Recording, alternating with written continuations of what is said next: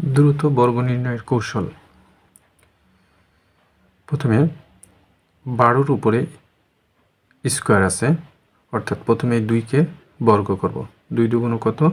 4। এবার 1-এর সাথে 2 গুণন করব। 2 1-কে 2, এই 2-এর সাথে আবার 2 গুণন করব। 2 দুগুণ 4। এখন এই 1-এর উপর স্কোয়ার, অর্থাৎ 1কে স্কোয়ার করলে কত হলো? 1। এবার 3 3-কে কত হলো? 3কে স্কোয়ার করব। 3 3-কে 9। এবার 1-এর সাথে 3 গুণন করব। 3 1-কে 3, 3-এর সাথে 6 গুণন করব। 3 দুগুণ 6।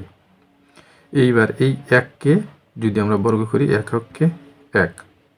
এবার 4-কে বর্গ করব। 4 ছেড়ে 16-র 6, হাতে আমার কত? 1। তাহলে এই 4-এর সাথে 1 গুণন করব। 4 1-কে 4, 4 দুগুণ 8। 8 আর 1-এ হাতের 1 9।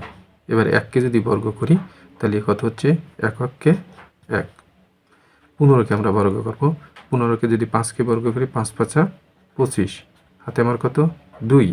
এবার 1-এর সাথে 5 গুণন করব।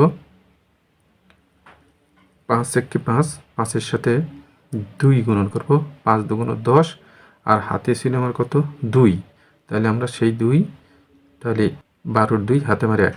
এবার এই 1-কে যদি বর্গ করি, 1 1-কে 1-এর সাথে যদি আমরা হাতের 1 যোগ করি, তাহলে 2 1-কে 2। এবার 16-কে বর্গ করব। 6 6 36, হাতে আমার 3। 1-এর সাথে 6 গুণন করব। 6 1-কে 6, 6 দুগুণ 12, আর 3 12, 13 14 15, 15 5, হাতে আমার 1। এই 1-কে যদি বর্গ করি তাহলে 1 1-কে 1, আর হাতের 1, তাহলে কত হলো? 2 256। এবার 17-কে বর্গ করব। 7 7 49, 9, হাতে আমার 4। এবার 1-এর সাথে 7 গুণন করব। 7 1-কে 7, 7 দুগুণ 14, আর হাতের আমার 4 14 15 16 17 18, 18-র 8, আর হাতে আমার 1।